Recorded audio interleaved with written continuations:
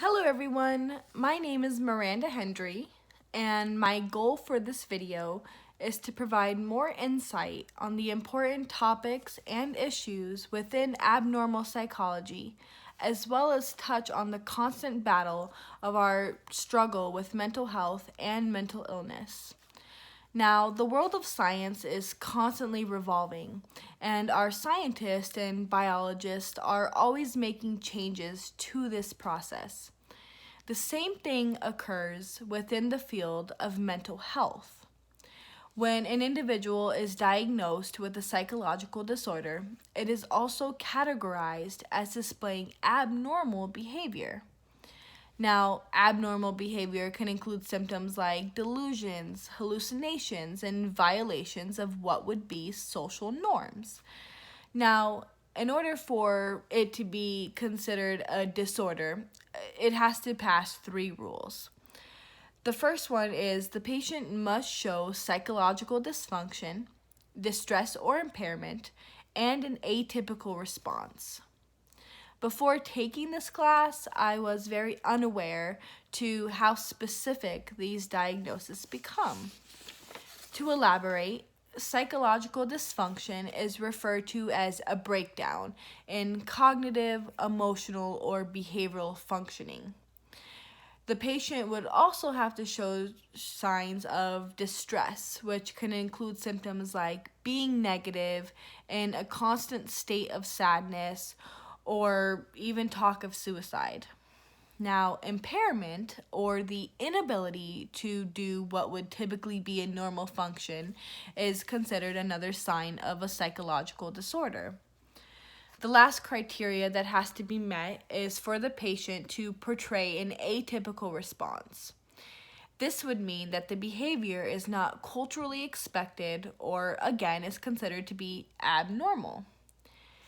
Now, the term abnormal has a few different connotations, and it's important to remember that if something or someone is being classified as abnormal, it does not always mean that they have a disorder.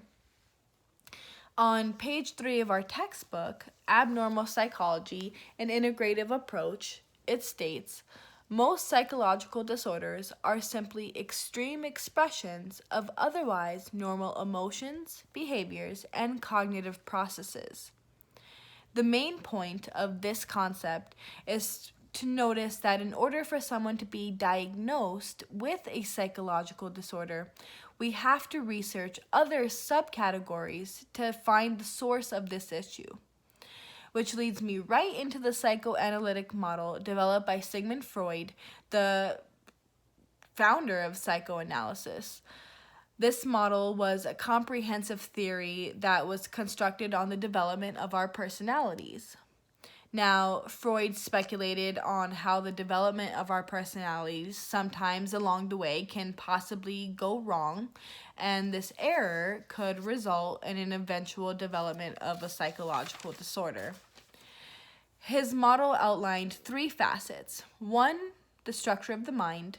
2, our defense mechanisms. And 3, the stages of early psychosexual development. The combination of these three factors helps summarize his view to propose that all non-psychotic psychological disorders result from underlying conflicts, the anxiety that would result from these conflicts, and then our ego defense mechanisms. Now, there are many perspectives and opinions on whether or not Freud's model is scientifically valid. But so far, this theory has led to observations that will only further the developing world of psychoanalysis. The third concept is the multidimensional approach to psychopathology. Still relating back to Sigmund Freud's theory and the structure of the mind, he said, by studying and observing one's mind, we can help find the underlying cause for our inner conflicts that may cause us to develop a psychological disorder. The multidimensional approach suggests that many of these conflicts are a result of other environmental factors such as emotional, social, and cultural influences. Now, to begin, emotion plays a substantial role in the development of disorders. Emotion can change the way you think about particular situations and how you would act upon these situations. When it comes down to our social influences, our social groups usually tend to consist of our friends and family. But in social and cultural factors, this has a direct effect on our behavior. Rejection, for example, particularly from authority figures, has a worse effect on psychological disorders than any other response. If these external environmental factors become extreme enough, it can lead to disorders that start to affect our everyday lives. An example would be the generalized anxiety disorder. Now, this in many ways is what is used to characterize and diagnose every anxiety-related disorder. The DSM-5 lists the criteria for GAD to specify that there is at least 6 months of excessive anxiety and worrying that is ongoing more days than not. This disorder is relatively new, being introduced for the first time in 1980 in DSM-3. In our textbook on page 132, it states, for years, clinicians thought that people who were generally anxious had simply not focused their anxiety on anything specific. Thus, such anxiety was described as free-floating. But now, scientists have looked more closely and have discovered some interesting distinctions between generalized anxiety disorder and other anxiety disorders. This level of anxiety that takes over our everyday life is considered to be abnormal. Anxiety and the progression of other factors end up being the beginning of more psychotic disorders such as schizophrenia. This disorder is characterized by a broad spectrum of cognitive and emotional dysfunctions like hallucinations, delusions, disorganized speech, and inappropriate emotions. One of the most discussed changes in DSM-5 related to schizophrenia and other psychotic disorders was the possible inclusion of a new disorder that still needs to be researched more according to DSM-5, but this is the introduction of the attenuated psychosis syndrome.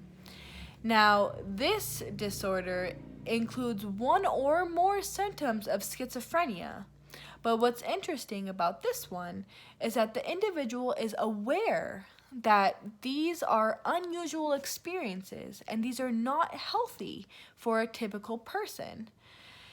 So, to conclude, no matter where on the spectrum the diagnosis lands, whether it's something more basic like just general anxiety, or if it's something more life-altering like schizophrenia, mental health and mental illness must be taken seriously every time. Suicide takes the lives of so many people struggling with psychological disorders every day and every year. In the United States, as research continues to evolve on the mental health world, we first need to take a look at our own mental health. And I think by doing this is the first step in a positive social change for not only our mental health, but for the development of others as well. I believe that we should at least require annual psychiatric evaluations so that we can find the source if there is any issue and diagnose this disorder properly and begin treatment. As long as we can get that part of it done and focus on ourselves first so that we're able to recognize the signs of a possible problem, that we can learn and expand our knowledge onto others and be able to see the signs when one comes up. As we learn to see the signs, I believe that this development in mental health and what we can do to help is only going to continue to grow. Thanks so much for listening.